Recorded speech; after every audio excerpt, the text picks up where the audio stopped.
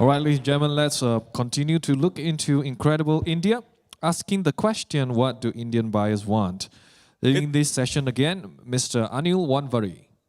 Thank you very much for that. It's actually what do Indian OTT buyers want, not just what Indian buyers. There are close to about 42 OTT platforms. There could be more since from the time I did my study.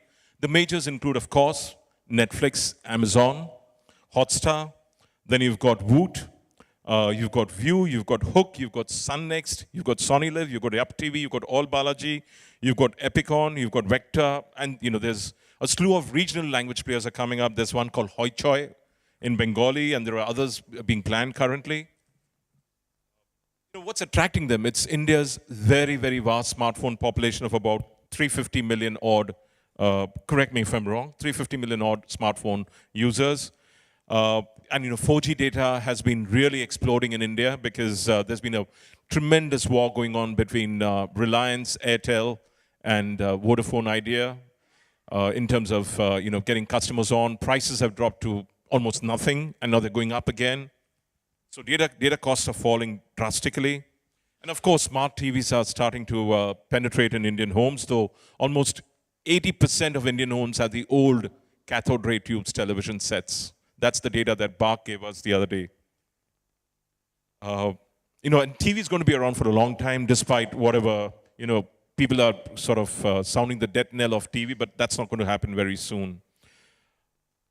There's also lots of investments coming in OTT content. There's billionaire Kumaramangalam Birla, who's restarted his studio, and he's investing hundreds of millions of dollars in creating content, which could go to any platform, OTT or television. Apart from the billionaires, there's also content creators emerging from almost every closet. They're emerging from the wood, almost, you could say, the woodwork, and creating content. There's a lot of demand for content in India. Netflix and Amazon are spending big bucks on originals. Others like Woot, All Balaji, are commissioning local producers. But original programming in India accounts for only about 10%, or less than 10%, as Gaurav was telling me, of OTT platforms' content. So, therefore, the rest of the content, rest of the programming is coming from international and acquired content. So we've got a fabulous panel here, to talk about what are they really looking for to fill up the rest of the OTT's offering. We've got Aditya Pitti over here. He's the managing director of Epic Television Network. Gaurav Gandhi, he's a bit of a legend in the OTT space. From Woot, I've got Siddharth Jain, who was earlier content head at Hotstar, and now he's turned entrepreneur, waiting to make movies and TV shows. OTT content too. You're building an OTT? Content. Okay, I thought another one. And we have Subin Subaya. You know him pretty well from here, Spool. I forgot to mention Spool is one of the players in India. Please forgive me. Thank you. I was going to walk off the stage. No, I thought you'd probably not allow me back in Singapore next time. And we've got Vivek Lath, who's an aggregator, and he syndicates content for OTT and for television. So let's begin with the veteran of this OTT space. Your thoughts on what kind of content are you looking for?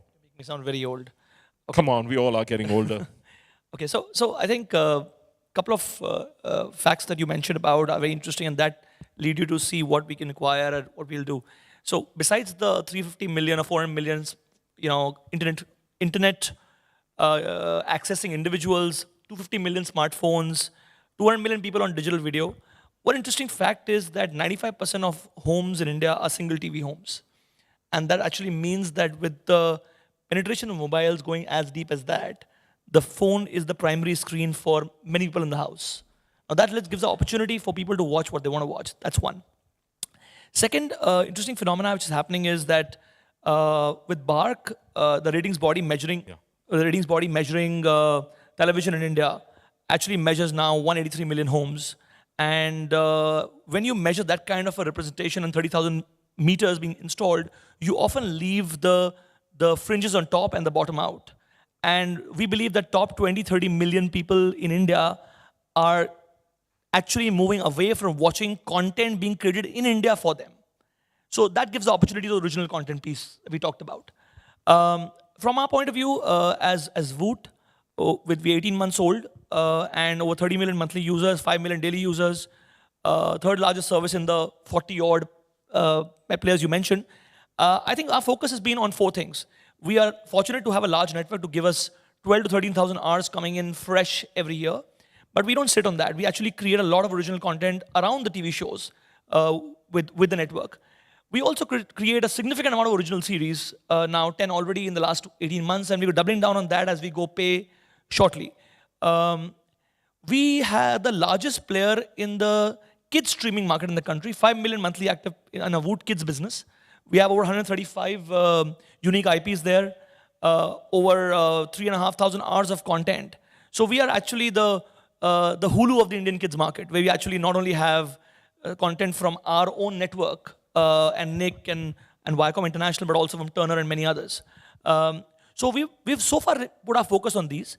We are also getting into now, as people are hungry for more original stories, getting into seeing if you can look at international stories and themes to try to recreate them in India.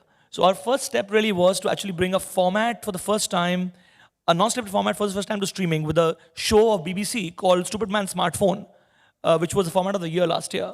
We actually launched it on Voot as a streaming-only service play. Big hit with local advertisers, Vodafone, Motorola, and so on.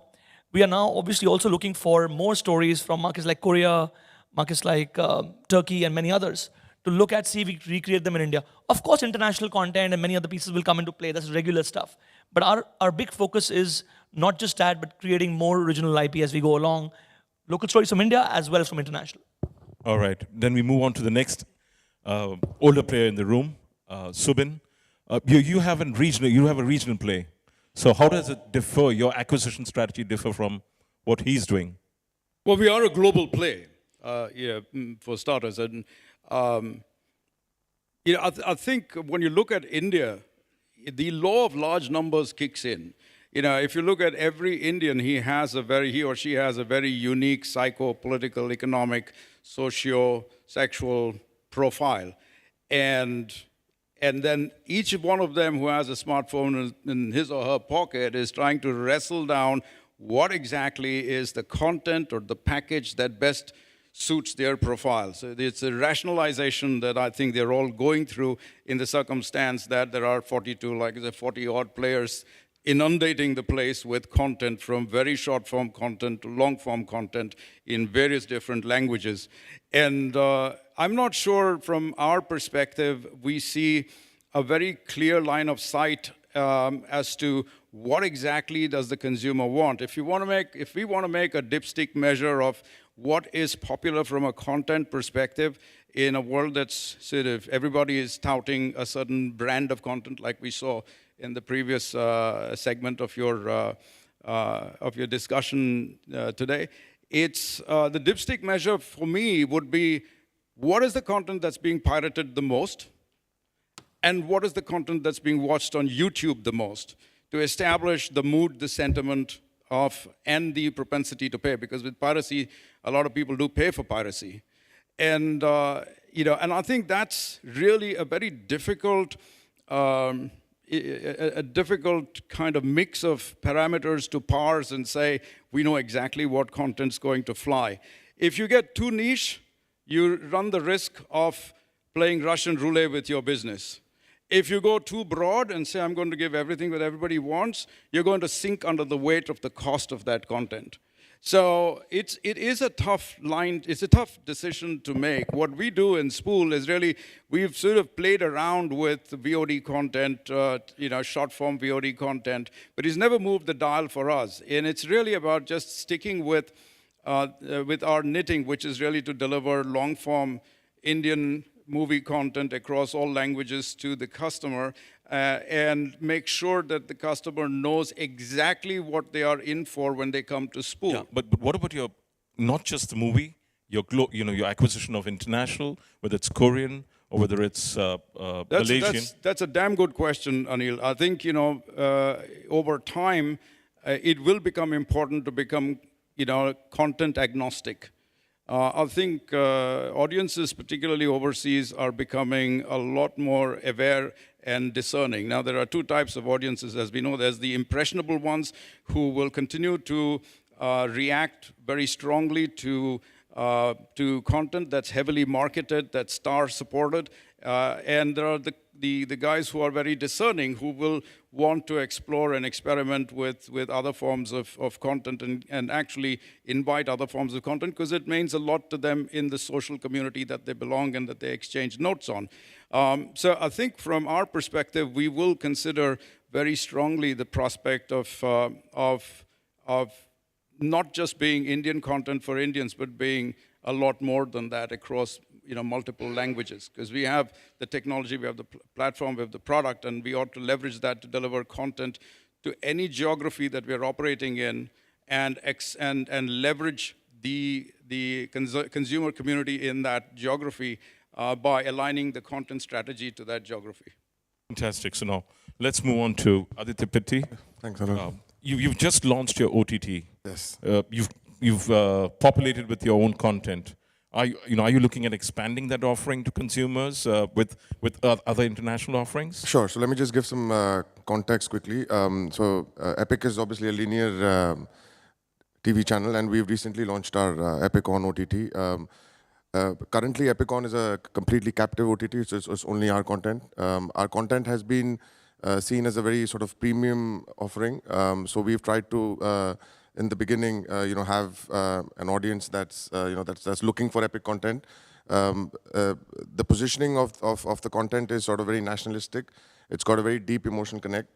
Going forward, we'd like to now sort of expand our offering on Epic On, and we're looking at ways in which we can, acquire content that is sort of relevant to the same positioning, but also giving the audience a sort of a broader option to explore content from other parts of the world that have the same kind of positioning. So that's our sort of current strategy. And have you come with sacks of money?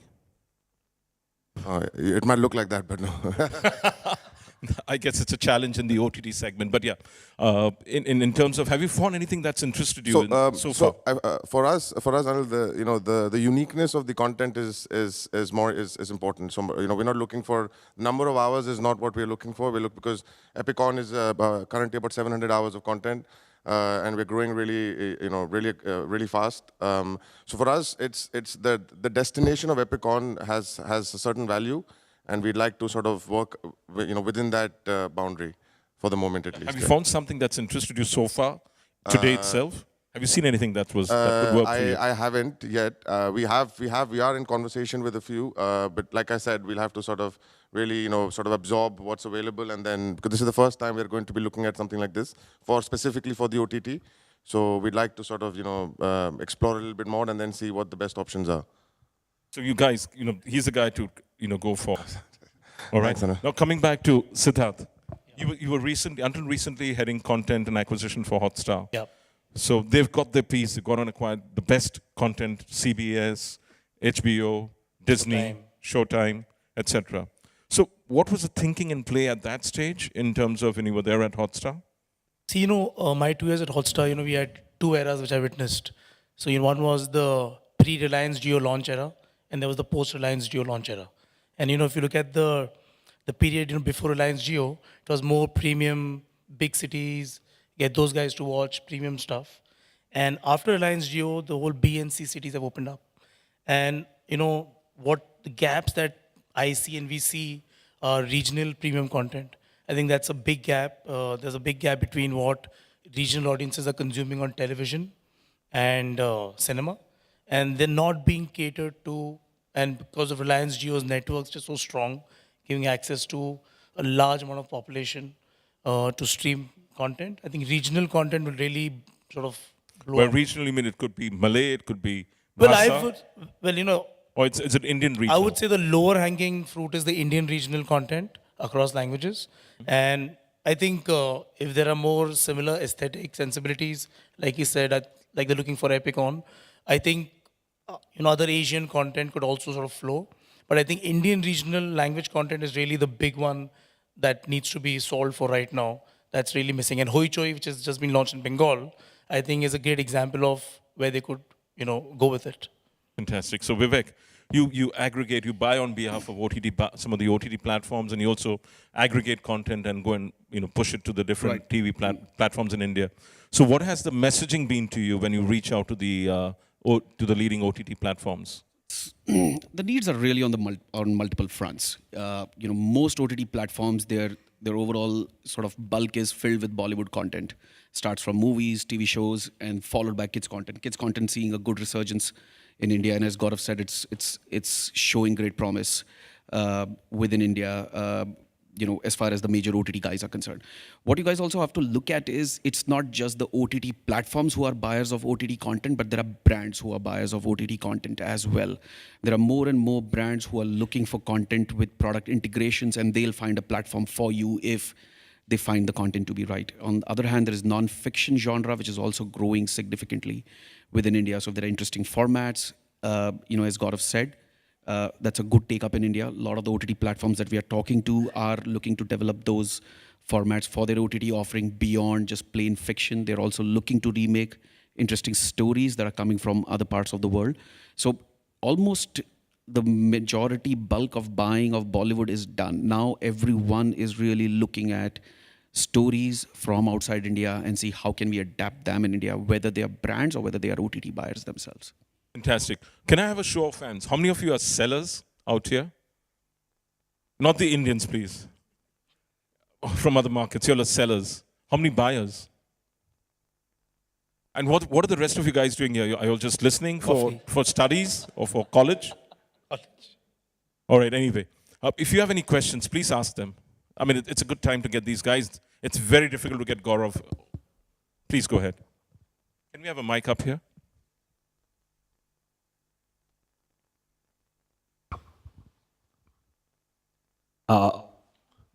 Thank you for the speech. I actually visited. Can you identify yourself, please? So this is Taku from Nikkatsu Corporation, Japan. So actually, I just visited Bombay till yesterday. Actually, I visited some a television company and a film studio like Yashuraji, something like that. And we were talking about the possibility for Japanese content, including feature film and also the TV programs, the VOD content for the Indian market. But we actually found that the Indian content, Indian market for foreign content is kind of really closed. I mean, But he told you it's open. He's the guy who's buying. I doubt it. No, I can answer that. I think India is one of the largest producer of local content, in India. For example, Bombay City, we produce the large 6 networks or 5 networks produce about 200 hours a week. Now, what's happened on television? That's the television side of the market. The film industry, as you would have heard, makes 1,000 movies a year. Now, what's happening with the streaming businesses? That you get all of those movies, a large part of them, and you get the TV content. But there's a hunger of the top 20, 30, 40 million people, not just in the Hindi language, but also regional languages, who are wanting different kind of formats of stories. Already Japanese kids content is very popular in India, for example. Like right? Doraemon, Shinchan. Like Doraemon, Shinchan, Ninja Hattori, and many more. So you're already seeing that.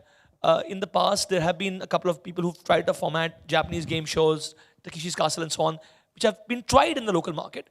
However, I think the larger opportunity on the Korean side we mentioned is the dramas, not just in the local language as the Korean language as is, because that'll be a niche market. But if the interesting stories that travel around the world, so you could have them as is, or you could be recreating the themes and concepts in India. So I think there is an opportunity there. Korean, Indian, and Turkish dramas have taken over the world, as you know. There's no reason if our dramas can travel around the world and entertain people, why dramas from international markets can't come into India. The good part about the streaming business is our economics work very differently. We are a one-to-one business. It's a business of unicast, not a business of broadcast. So if there are people on this room, on this floor, who want to watch a particular show, if the math works out, they'll want to watch it and they'll watch it. And trust me, even if the math doesn't work out, they'll still watch it on Kiss Anime and on different sites online. They would still watch it even if the math doesn't work. So absolutely. Korean drama has been consumed a lot in India. Yeah. My son consumes close to, 5 hours a day. My niece consumes close to about 6 hours a day, and it's free. It's coming via VPN and pirated sites. Korean drama is very popular. Yeah. And people talk about piracy as only a negative thing. I think piracy is negative and loss-making piracy, but it's a great indicator of demand, right? Our job as ledger OTT players here is to make it available to consumers and make sure the content owners can get right price for it and consumers can consume it in the right manner. Thank you very much. Maybe we can talk about detail later over there. Absolutely. Thank you. All right. Any other questions? And make them challenging. You know, they love challenging questions. No? Yeah, I Identify have a quick yourself. question. Identify yourself. Yeah, my name is Eric. I'm from South Korea. I remember you mentioned earlier about free Korean dramas. And so what I believe is most of the free stuff is just online up there. And I'm not quite sure if everything is illegal. So I'm sure there's some sort of regulation is required in terms of growth of our business. So do you have any thoughts or any plans or about controlling that kind I'll of tell you what freeloads? happens. On one front, the provider of the internet blocks them in certain sites if it's brought to the notice of DOT and the TRAI. So they send a notice to the ISP to block it. But the providers, the guys who are delivering the content online, are very smart. So kissanime.cc will become kissanime.io. So, you know, it's shut for a few days and it comes back again, like what happens with other torrent sites. So my answer to that is actually, like I mentioned earlier, piracy is a reflection of demand. And it's our job as marketeers and content creators to make sure we're able to give them at the right price, the right platform. So we are very keen to bring in these stories to India. And there are players already doing that. So we should talk about it. So just let's say if my company and one of your companies make a deal of a Korean drama OTT service, can you also promise that you will have a better control of the illegal? Oh, totally. So from our content point of view, we make tens of thousands of hours of content. We have a huge anti-piracy team in the country who's always working on making sure the content is blocked out of any of these sites. The problem is that obviously around the world, there's so much content out there, and the content owner has to go and block it. So if you are in partnership with a local partner, whether it's us or him or anybody else, they work with you. I think you've to got to answer, be very clear. Your pricing model for India has to be different. You cannot look at getting what you're getting. Now China's shut for you all. But you cannot look at those pricing models. Pricings have to be in rupee parity. You cannot look at $10,000 and $50,000 per episode. Forget it. It'll run into a few hundred. This is a market for $4 or $5 in cable with every channel, every sports channel, HD services available in the country. Yeah. So this is a very different market. So rather than get no money, get at least $10,000 a month. All right? Okay. Thanks for your answers. Thank you. All right. I've been told to get off the stage, otherwise I'm going to be shot. And all of us are going to go to either to prison or get shot. All right. Thank you very much. A round of applause.